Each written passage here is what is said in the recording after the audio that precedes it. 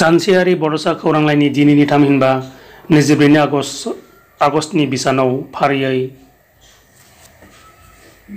Nobel ब्रह्मनि गोमालांनाय आब'नि जिउमा, जेक्सन नार्जारिनि दुखुआनो आंनि जिउ, बिरखां नार्जारिनि आंनो उदांस्रि नांगौ, मनिन्द्र बसुमतारिनि सायख्लं नोंसोर थार लोगो, क'क्राझारनि बिनाराम औवारिनि गलाप बिबार, क'क्राझारनि दाखाल खुंगुर बसुमतारिनि जिउ नों सिमांपुरि,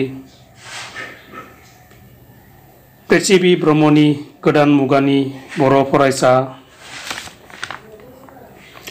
क'क्राझारनि बिनय ब्रह्मनि बिबार जिउ, क'क्राझारनि मैखोम दैमारिनि आंनि दिखार, क'क्राझारनि सजिब नार्जारिनि बिखा खामखांनाय, सन्जित बसुमतारिनि दुखुस्रि, बाक्सानि सबिराम बर'नि गोसोम जोमै बुस्रां जागोन आरो बाक्सानि रैदोम बर'नि सिमांनि रजे खन्थाइया सेबखांजादों।